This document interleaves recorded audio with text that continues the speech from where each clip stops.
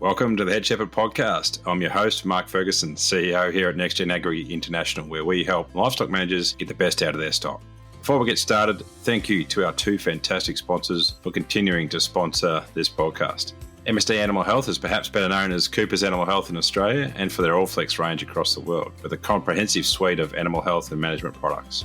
Honiger is a one-stop shop for wool harvesting and animal fibre removal. The Honiger team have a deep understanding of livestock agriculture, backed by Swiss engineering and a family business dedicated to manufacturing the best. We are grateful to our sponsors for their support, helping us bring Head Shepherd to you each week. And now it's time to get on with this week's episode. Welcome back to Head Shepherd. You're the Ferg. Great to have you listening along wherever you are in this wide world. Today we have Jason Archer on the show. Jason's the head of genetics at Beef and Lamb New Zealand, or Beef and Lamb Genetics more accurately. Before we get into that, just a quick update on this week's article and a reminder that every week an article leaves NextGen Agri. This one's got on the web, on our website, www.nextgenagri.com. It's been written by Phoebe Eckerman, or Eckers as she's known within the team. Phoebe's written about linkage, the really critical component of how all genetic evaluation works. The reason that we can compare animals across vastly different areas of Australia or across the globe is because of the genetic linkage or connectedness, as it's referred to in the sheep game in New Zealand. Phoebe's written a great article to really explains what it is, why it's important, and why it's just such a critical part of genetic evaluation. So jump on the website there and have a read if that's of interest to you. Also wanted to mention a project that we're just instigating at the moment, which is around heifer selection. Again, Phoebe's the contact there. We're looking to find a few producers to work with that are looking to incorporate genomics, so genotyping heifers to work out which ones have the higher genetic merit, but also incorporating some of the measurements around those animals and balancing all that out to end up with a selection strategy. And then we want to follow those heifers through a few years in the herd to see how that correlates with those sort of early measures, and that genotype correlates with that herd performance. So if that sounds like something you'd be interested in, we're looking for some people to actually do that work with directly, and also a lot of for producers that want to just follow that along. We're keen to hear from you. You can get in touch with me or get in touch with Phoebe. Our details are on the website to register your interest there. We've got a bit more information coming out on that, which will get out. It'll be out on socials this week, so you'll see a bit more about that. Right, speaking cattle, we're talking today with someone who knows lots about cattle. His PhD in feed use efficiency is now based in New Zealand. Jason Archer is a name that many people will have heard of. He's worked in, as I said, beef cattle. He's worked in deer when he first moved over to New Zealand, and now he's responsible for the sort of broader genetics program here in New Zealand across both beef and sheep. Obviously a strong background. He first PhD student under Wayne Pitchford, who many people would know. So, a really good chat with Jason to talk about kind of his background, but also kind of what the sort of things that he's considering in his role and that whole conversation that you're going to hear a fair bit about around sort of genomics and paying for phenotypes. And so, interesting chat with Jason. We'll get underway with that one now. Welcome, Jason Archer, to Head Shepherd. Yeah, g'day, Ferg. How are you? Good, mate. Thanks for coming on. You're fresh off the AAABG conference, so obviously been any lack of interest in genetics would have been spurred on again over last week. It's always a good time to catch up with lots of colleagues and get inspired. Yeah, no, it is, and I never lack enthusiasm for genetics anyway. But No. but AAABG certainly, it's a sort of a highlight of it's every 2 years, so it's a highlight of the biennial calendar. Is it biennial or biennial? I can't remember which, but anyway, it's a highlight. Yep. No, exactly. Jason, we might go back to the start, I suppose, where that passion for genetics started. Sort of PhD around feed efficiency, I guess maybe just start from the start, and we'll go from there. In terms of my career, I guess I grew up with my grandfather talking to me stories about red hens and white hens and crossing Angus and Herefords and all that sort of thing. So as a kid, and then when I was finishing my PhD, my undergrad, I actually had two options to go on and do a scholarship. One was go to Brisbane and do one in nutrition, and the other one was stay in Adelaide and do one in genetics. And I just started going out with a girlfriend who's now my wife. So the staying in Adelaide seemed like an easy option from that point of view. And so it turned out all right, really. But actually, probably I was more passionate about genetics than I was about nutrition anyway. So, yeah, this is back in the early 90s. I think I started my PhD in 93. And the topic I picked, through no real brilliance of mine, was feed efficiency in beef cattle. And I did some beef cattle data analysis work. I actually did some work using mice as a model as well to sort of work out, which was a great learning tool, but never again. And not keen to run a few more mice. No. They don't taste that good. Not that I'd ever tried them. But so I did my PhD, and I was lucky that right at the time there was, I guess, some of the early work. So for those that probably don't know, a lot of the early work in feed efficiency was done in Australia, and I sort of started just at the time that work was kicking off. So I got to work with data that was coming out of New South Wales Agriculture at the Trangie Research Centre, and actually Peter Parnell, who was a co-supervisor of my PhD and was based at Trangie at the time, ended up being far better known as the CEO of Angus Australia before he retired a couple of years ago.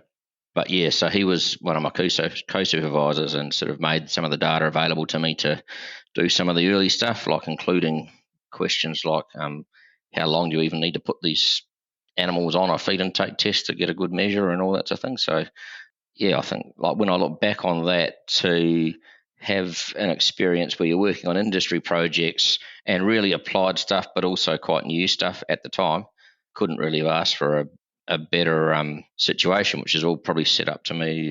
My primary supervisor in Adelaide was Wayne Pitchford, who again has gone on and done a heap of good stuff for industry over there. And funny enough, I was his first PhD student back then. In fact, I remember the first lecture he ever gave. I sat in and I wondered who this. I thought it was another student was giving us the lecture, right? Wayne looks probably younger than his years. Yeah. And so we were probably learning together in some ways. And but it worked out real well. And I ended up, actually, Peter Parnell, who was my co-supervisor at Trangie, actually left his job there. And I ended up, I wouldn't say taking over from him because I was well younger than him and way less experienced, but I ended up getting essentially what was his position, for another senior guy there who was sort of mentored me, and yeah, spent another 7 years out in a little place called Trangie, which is about an hour west of Dubbo, middle of nowhere. The joke at the time was, well, the thing at the time was, if you were starting your career in genetics, you either got sent to Trangie, which is the middle of nowhere in New South Wales, or Katanging, which is the middle of nowhere in Western Australia, which you're probably familiar with Katanging, being a Western Australian, Ferg. I spent plenty of time at Katanging. Plenty of time down there. So yeah, so I drew the Trangie straw and spent 7 years out there. And look, as far as the job goes, I couldn't get a better grounding again, because had this big project. We had about 1,000 cows running around doing some what was actually reasonably cutting edge stuff at the time, but also a bunch of techs there that were able to tell me to pull my head in when it needed to be pulled in, and actually this is the way it works in real life, and how, what's possible and what's not. So that was really good, both from a science point of view, but also really just to get some of that practical stuff under my belt, which never really thought it was much of a skill base, but actually until you've done a bit of that data collection work yourself, then it is actually a skill base. Not just the collecting the data, but actually the dealing with the people and working out what's realistic to ask someone to do and what's not realistic, and what their problems on the ground are and all that sort of thing. So that was a great beginning. Yeah, cool. And obviously your negotiation skills aren't too bad if you manage to convince your girlfriend/wife to move to Trangie as well. Convince there. The convince is a good word. I'm off. Here we go. But, it was a good time. All our kids were born out there actually in Dubbo Base Hospital. So early family life too. Yeah, excellent. So then I guess we fast forward to today. You're head of genetics at Beef and Lamb Genetics, or BLG, or however that title rolls. But a bit of time consulting with Abacus. But obviously the last big chunk of time has been in New Zealand. Yep. Moved to New Zealand in 2002 actually. So the last 23 years, and I was sort of half. My parents were Kiwis anyway, right? So I was it was no stranger to me to move to New Zealand. But it's a good place to be in. Lots of thing with the New Zealand, right, is in Australia, especially back in those days, you were told that you're a beef geneticist and you would only do beef and you'd only think about beef.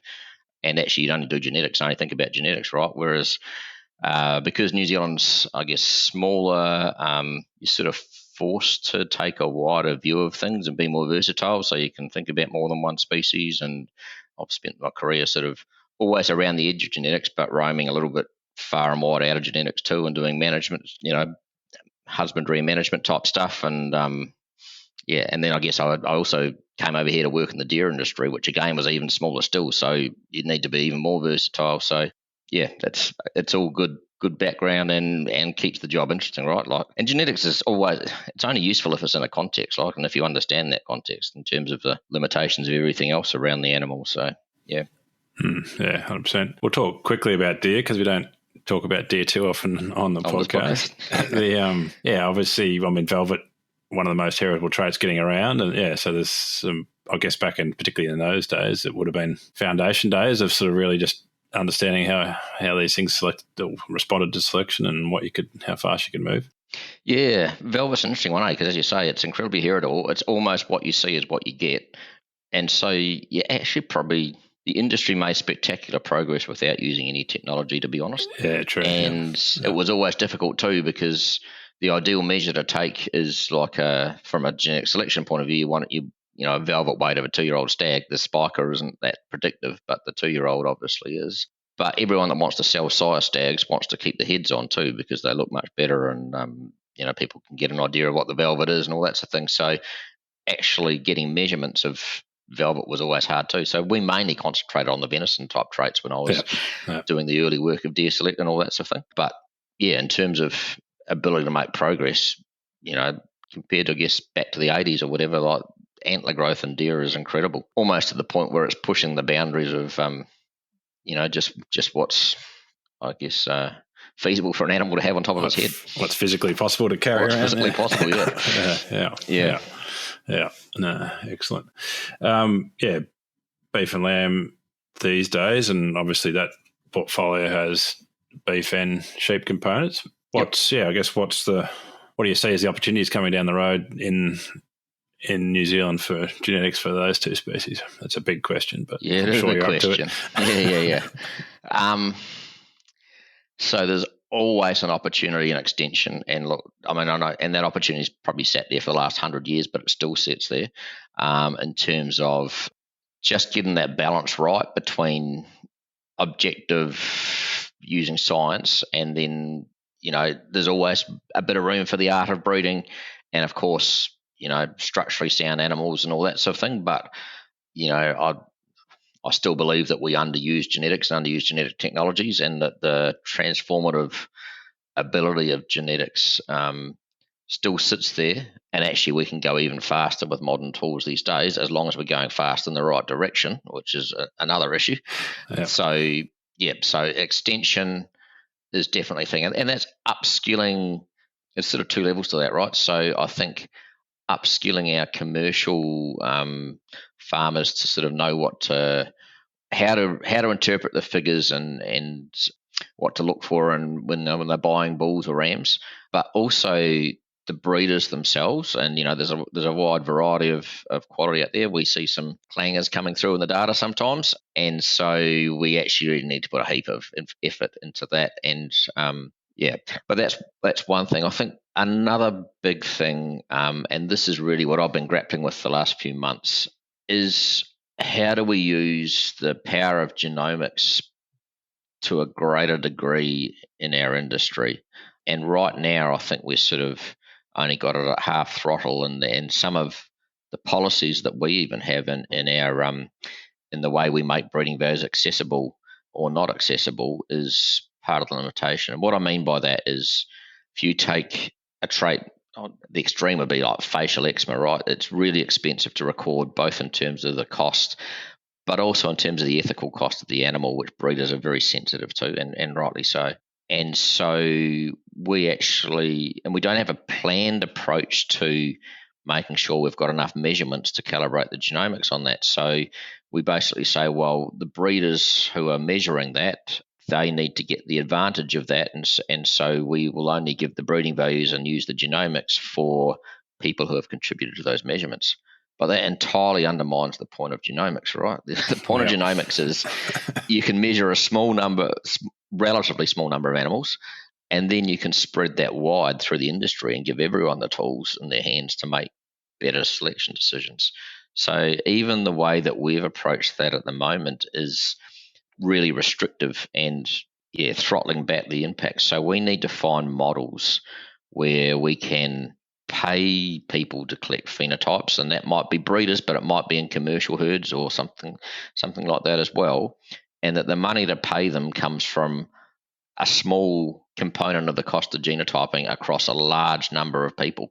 So other breeders who don't want to measure so much might only genotype, but they will pay for the measurements that are coming from to calibrate that genotype. But also, what's the opportunity at the commercial level? So we've got products like Heifer Select and that in cattle where we use it for female replacement selection. Well, we could have the same sort of thing in sheep potentially. Obviously, the value proposition needs to be there, and that's the challenge with sheep because you have more of them and less. Each individual animal is less valuable. But we just need to find ways to unlock that power and really get genetic progress humming using genomic tools.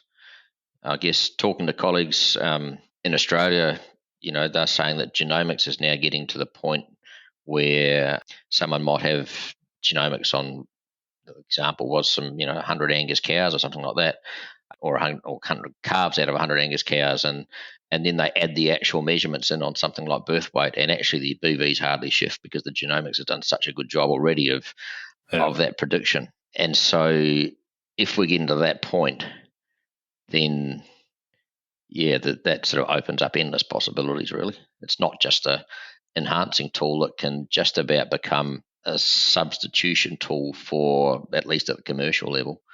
Yeah, and they're big conversations, and I know you've been talking to Rob Banks, and I caught up with him the other day as well. And we'll have him on soon to talk through his thoughts around that area because it's a massive opportunity, but one that we have to make sure we fully utilise because of the power that we're seeing. And I think we're seeing it pretty well now in the merino game, and we've obviously seen it in Angus now as well. Any of these animals or breeds that have got massive reference populations are really have got extreme power when that comes to genomics, which is and I mean the message is still that we do need to measure some animals, right? So we're not talking about throwing away measurement. So in case the listeners get the wrong idea, but we can just do so much with this technology, and not everyone has to measure every animal too. So and not surprisingly, Rob's doing some consulting around with us at the moment, sort of asking we've asked him the question, what are the big challenges that we need to be thinking about, and so not surprisingly, my thinking is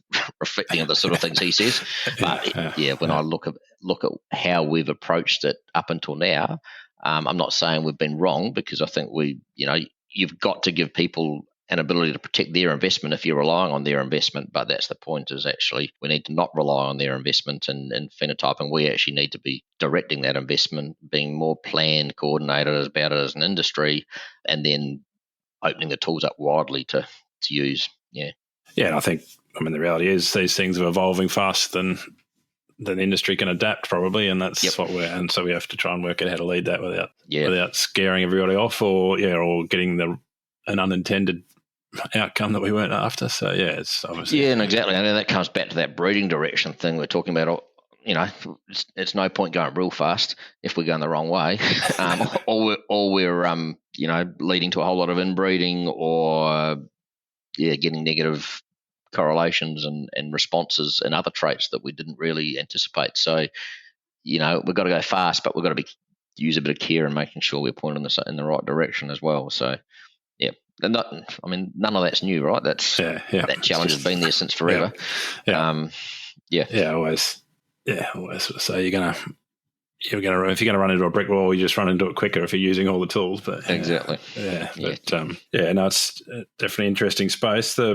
I guess if we wanted to drill into a couple of the hard to measure traits, feed efficiency and methane, a couple that are close to your heart, they're obviously going to be a couple of traits which will benefit massively through things like genomics, because they're very expensive to measure and by nature can't be measured on lots of animals. So that's where genomics will really come in its own. I guess, what have we learnt sort of in the last 5 years in terms of those traits and how we select them and what we're selecting for? And yeah. So I'll take the credit for none of this, right? Because I'm really repeating the work of, particularly AgResearch in New Zealand. John McEwen and Suzanne Rowe have done, and their team, but a lot of others around the world. So that's my first disclaimer: is I'm not the expert in this. I'm just the guy at the end of it that sort of has to work out how to help industry use the tools. But yeah, it's interesting because a lot of the early work in sheep has been done on methane alone, but actually the drum that I'm beating at the moment is that we need to get the feed intake part of this alongside the methane part for a couple of reasons. One is the science, because what we're really trying to improve is the amount of methane per unit of feed, because there's X number of kilos of dry matter on a farm, and if we just eat less of the feed, if we only eat 90% of the feed that's there with our current ewe flock, say, then New Zealand farmers are hardwired to utilise feed. Australian farmers are too, just a slightly different system. So we're hardwired to utilise the resource we've got there. So we're just going to go along and hoover up that extra 10% of feed with a different ruminant, and that's still going to result in methane or the same quantity of methane, unless we actually change the amount of methane per unit feed. So that's the science rationale.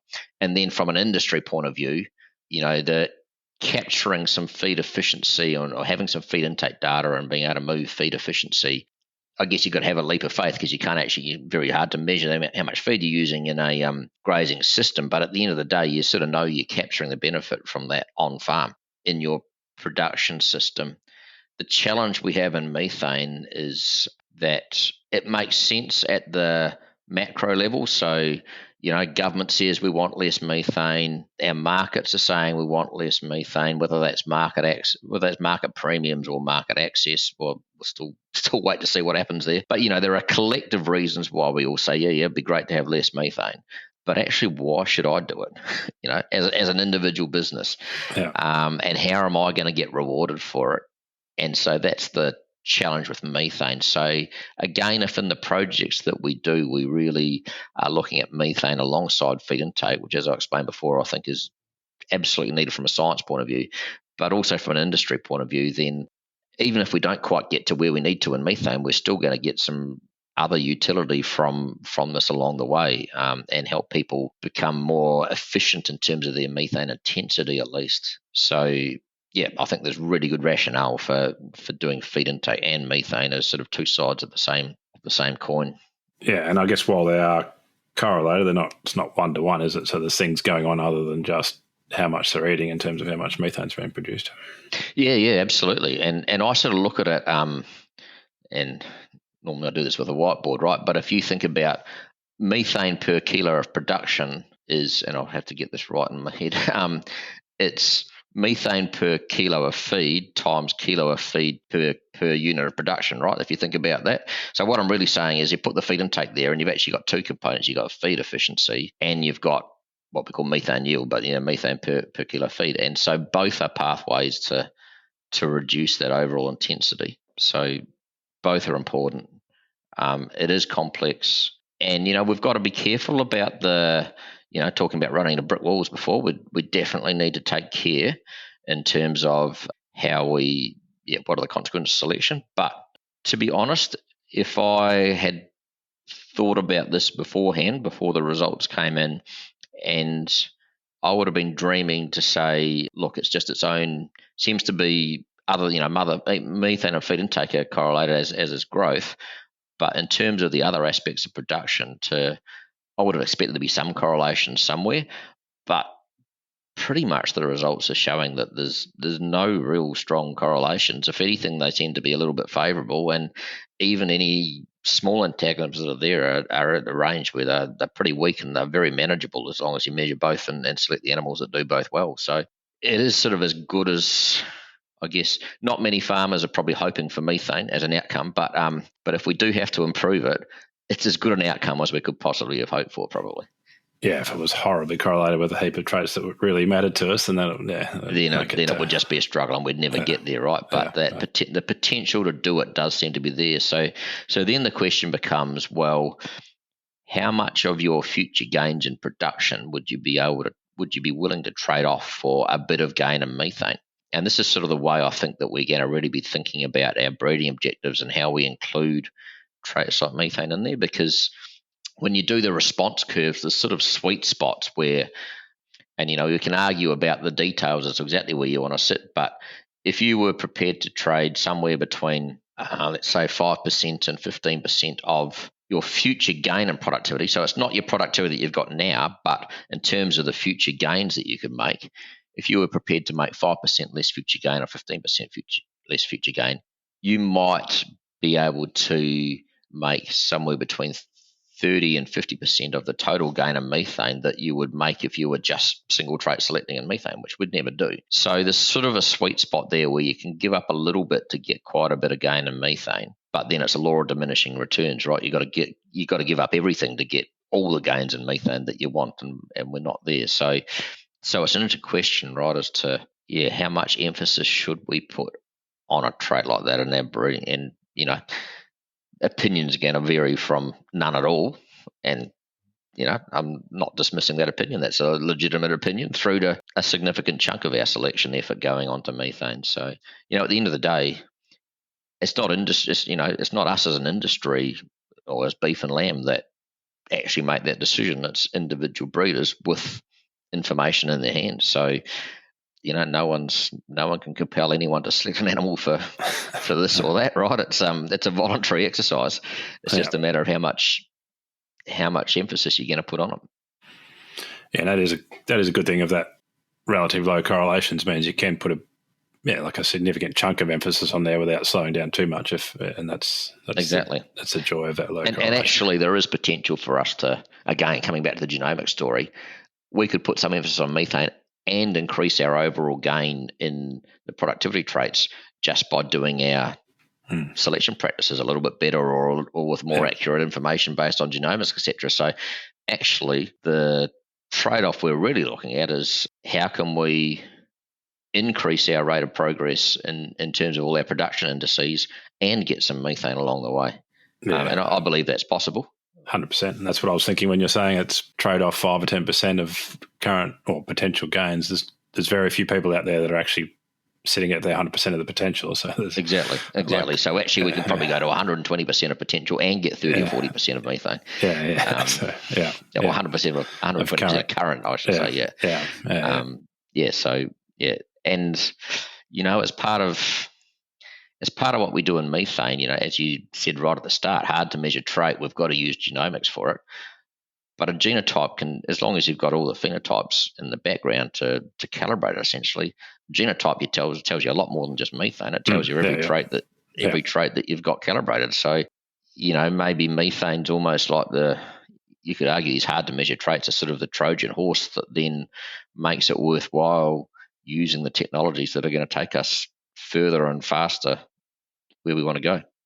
Yeah, and that's a really good point. I think things like eating quality are similar in other traits that are hard to measure, but to get it, you need to use genomics. You then get genomics and go, oh, wow, we've got 20 other traits that we can select on the young animals and make gains. So, So our challenge in sheep is the value proposition and just getting that at the right level for sheep. So, better information, more accurate information, but, I guess my wish is that some new genotyping technology falls from the sky and we can halve the cost of genotyping at the same time as doubling the information we get from it, right? And that sounds like I actually don't think it's not that fanciful, right? It's it can happen, and we just need to make sure that we're sort of driving towards it. And if it happens, maybe the genotyping costs might be by accident, because a whole lot of the basic technology for that comes out of human medicine and all that sort of thing. So it won't be by accident, but it won't be something that we've specifically set out to design from scratch. But we need to be positioned to grab hold of those technologies when they do, technological advances when they do come, but also have the databases of information that when they do come and we do reach that tipping point where, say it's worthwhile genotyping 100 ewe lambs to select 50 in a commercial level, that we've got all the other stuff that we need to make that worthwhile. Yeah, no, it's a really intriguing area. And I guess, if we do look at cost shift, it hasn't actually been going up. It's been going down over the years. So it's like, we have seen, more than halving. It's been a big reduction in, like, for the power we now have. Oh, if you go back far enough, right? I think the first human genome took somewhere between, I can't remember the figure, was 2 billion or 5 billion US, but that's what it was. And that was the sequence, one individual. Well, now we do that for less than $1,000, and that's full sequence. And then we've got all these other shortcuts where we can do less sequencing and then impute to essentially a full sequence too. So it's been pretty spectacular. It's probably more spectacular than the power of computing, and we all know what that's done. Yeah. Well, that is now our limitation, isn't it? It's power of computing that's kind of slowing us down a bit in terms of taking 2 weeks to run the analyses and stuff, just because of the insane amount of data we now have with genomics. But that'll all get but even that's changing. Like, we about a few months ago implemented our version 6 of our sheep analysis, and we changed the underlying technology from what's called single-step BLUP to something called GTA BLUP, and don't ask me the equations under the hood, right? That's beyond my technical capability. That it was almost like manna from heaven, right? It meant the key thing that we got from that was, all of a sudden, the genotypes that we were struggling with to combine maternal breed genotypes with terminal breed genotypes, all of a sudden that just fell into place, and our compute times went down and the compute stability went up, and just everything started working better. And it was just basically because someone took a slightly different mathematical approach. It's only the maths that's different. It's not it's not anything else, and it's fundamentally not that different. But so there's a whole lot of stuff that's happening, and that someone in Europe invented that, so we don't have to do all that stuff ourselves either. That is the beauty of the world. Like, it's most of this is now open source. It's not like anyone invents something. It's not like it's hidden away and boxed away. It's normally made available. So and I think that's what Kiwis have been good at and need to continue to be good at, is just going around the world and picking up the bits that are relevant and adapting it to our own situation, and maybe even using it better than the people that invented it in the first place. There's probably plenty of examples of that in Kiwi innovation history. So we just need to keep doing more and more of that. Yeah, definitely. Just a quick drill into feed efficiency. You're one of the better people placed to talk about it. I guess when we are selecting for animals that grow more eating less or whatever, or eat less to grow the same, or however they do it, what are the mechanisms that's actually been changed under selection that you were able to, or you and since you, what do we know is happening at the animal level? To be honest, we still probably don't know a heap. So that's I was hoping for some inspiration, mate. Well, there are all sorts of, and it's a complex trait, right? And there's probably a dozen pathways. Like back in the 90s when I was in New South Wales and we're doing some of that work, there was hints of different digestibilities and that sort of thing. And now there is hints, as people do all this methane work and they're looking for proxies for methane, they're starting to sequence the bacteria in the genome, basically. Not just bacteria, there's some other things in there too, but basically sequence the genome of the meat, of the rumen soup, let's call it. And they're finding, not surprisingly, that's pretty predictive of methane, and that probably doesn't surprise you, but it's also being found to be pretty predictive of feed intake and feed efficiency as well, which maybe is, maybe it's not that surprising, but it's a little bit more surprising. And so clearly it's quite intriguing, because it means that there's something about the animal itself that's influencing the bacteria that can best live in its gut, and then those bacteria are leading to different outcomes in terms of methane and feed efficiency and all these things. And probably that's not that surprising too, because methane is wasted energy. So if you can retain a bit more of that energy, simple logic doesn't always work in practice, but simple logic would say, well, actually that's probably a decent path to become more feed efficient as well. So there's definitely something that happens in that rumen, and who knows what that is. It could be, the surface area of the rumen, it could be things excreted into the rumen, it could be just the rate of passage, how quickly feed's passing through, but there's definitely something going on there, and it's an intriguing concept. And I I guess over the years I've sort of thought, well, what other evidence has there been for the host being able to influence that rumen? And probably the best example I can think of is at Ruakura. This is probably late 80s, maybe early 90s. I can't remember exactly when, but Chris Morris, who has passed on but was a very good and well-known geneticist up there, and he had these lines for high and low bloat tolerance in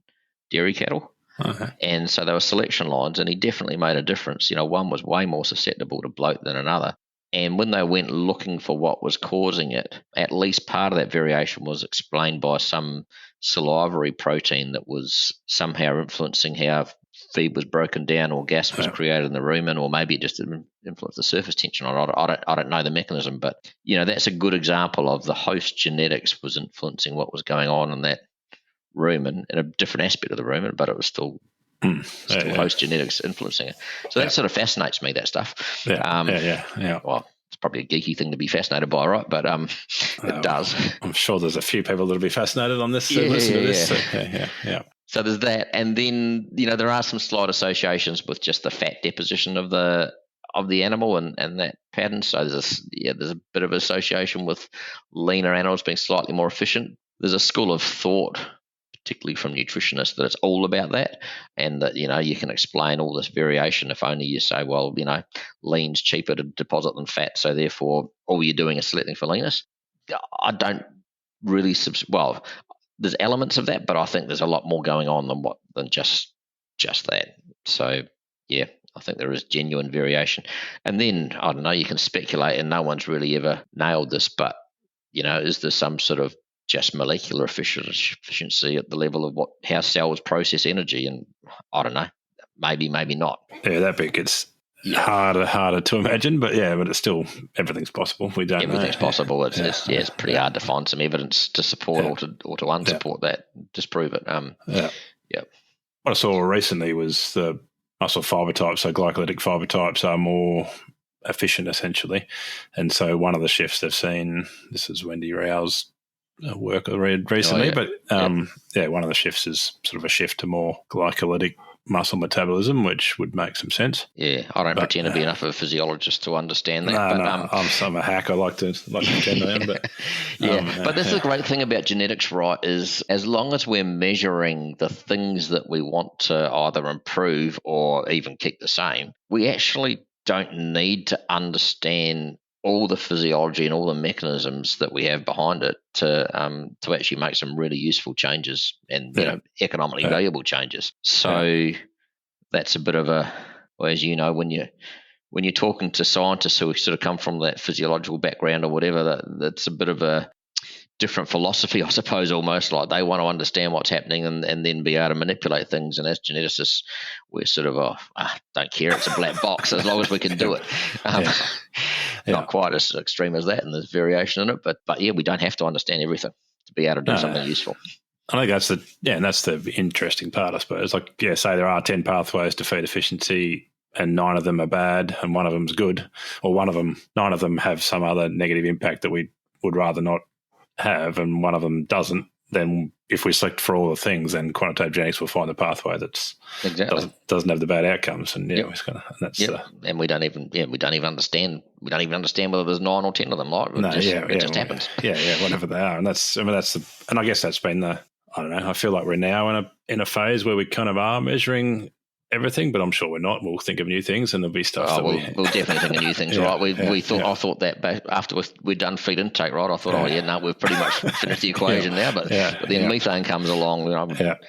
Back in when I was doing my PhD, I suppose I don't know whether climate change had been invented then or not, but it was certainly well before Al Gore sort of did his, that film that he did that sort of, I guess, was the initiator of the climate change movement. Although I know scientists were probably talking about it for 10 or 15 years before that, but I certainly hadn't heard it. So I thought it was all done, but lo and behold, we've got another problem. But actually there's a whole lot of other problems we've still got to tackle too, right? So, just the labour component of sheep, just getting back to that high macro level, like we've just got to find ways to take the labour out of sheep, and that sort of means, it might mean better parasite resistance and tolerance. It might mean wool, so that obviously the shedding sheep's getting a fair airing at the moment. And then also the welfare parts of it, like who would have thought when I started my career that we'd be thinking about selection to improve welfare, and how do you, because back then the mantra as well, it's, it's only if it's an economically relevant trait, and we probably defined economically in a pretty tight, narrow sort of sense of the word, in terms of if it makes me money on farm, then that's economic, and if it doesn't, well, I don't really want to know about it. But now actually we've got to think about what our consumers want, and are they against tail docking, or whatever it is, and what are the solutions that we can come up with genetics for that? Because genetics is a platform really, rather than it's not a solution in itself. It's a platform that gives you solutions for a whole heap of problems. Yeah, and yeah, I mean, it was interesting chatting with Rob about kind of where we are in the kind of, I guess, industrial revolution of agriculture, in the sense we've sort of done lots of the things to make, for a long time we're improving genetic potential while we're improving the environment, so we're kind of getting a production lift by both. And now the argument, which is pretty sound, is that we've sort of capped out a lot of those sort of environmental improvement aspects, and we're actually now having to just rely on genetics to keep that gain ticking forward. I know that's not across all producers. There's still lots of gains to be made in terms of management and environmental manipulation, but it's getting increasingly, I guess, the role of genetics seems to be getting larger, not smaller anyway. Yeah, and I think it's an interesting debate, that one, right? Because in some ways genetics unlocks management potential, and management potential unlocks genetics at the same time. So it's sort of not it's not one either or. Yeah. So about 10 years ago I was involved when I was with Abacus Bio, and I was working with Pete Fennessy, who's also helping Rob with that review, incidentally. But we did some work looking at the productivity gains over 25 years from about 1990 to 2015 in the New Zealand sheep industry. And genetics, we landed on a figure of genetics was 51% of that, and management was 49%, or changes to the environment, I suppose you'd probably say, which includes management. But, they sort of enable each other. So like going from 13 kilo lambs to 19 kilo lambs, or wherever we are at the moment, probably 20 now. You couldn't do that with the sheep of the 1980s from a genetics point of view. Like that, you would have had 5 inches of fat around the outside of the thing, and a tiny little eye muscle in the middle. But also, you've got to change your management system at the same time to do that. And then also, when you think about, so the two big levers we've pulled in the sheep industry is carcass weight and fecundity, basically. So to do those sort of weights with twins, with a much higher lambing percentage, genetics unlocks that potential, but the management system does need to adapt at the same time. So it's sort of a little bit artificial to say one versus the other. But yeah, I mean, there's no doubt to your original point, though, that genetics has still got a lot of potential. We haven't found the cap for many traits. We probably might have found the cap for reproduction in sheep and crossbred sheep anyway at the moment. But then, maybe there's another management tweak that'll come along that means we can blow through that cap later on. Who knows? Yeah. Pete's promised me he's coming on the show to tell us about, he's sort of redoing those numbers and tell us about what that looks like now. So that'll be, looking forward to that. Yeah. It's sort of, I mean, and he has been doing those numbers as part of the work that he's doing with us. And it would sort of suggest that even though genetics has kept going in the last 10 years, our overall productivity is not going up quite as fast as it was in that first 25 years, or since 1990. But it's quite hard to tease apart where why we're slowing down. There's probably some disease issues in there. Facial eczema seems to be getting more of a problem rather than less in the North Island. Drenches are failing, and that's. Genetics is part of the solution to that. I don't think it's the whole solution, but it's definitely something you want to have in your tool bag as you tackle drench resistance. Yeah, so there's a bunch of things changing. We're never staying the same. That's what keeps us employed and keeps us interested. That's right. That's exactly right. Yeah. Now, lots of things to, I guess, consider. Lots of changes happening, but it's still the most exciting space in town as far as us biased people are concerned. Anyway. Yeah. As far as everyone should be concerned, just not geneticists. That's right. Yeah, excellent. Right, mate, we'll let you get on with your day. But yeah, thanks very much for your time. Really great to have a chat and hear your insights. And yeah, look forward to what comes of all that thinking you're doing around what genomics impact will have on the future of the sheep and beef industry in NZ. Yeah, cool stuff. Thanks for doing it.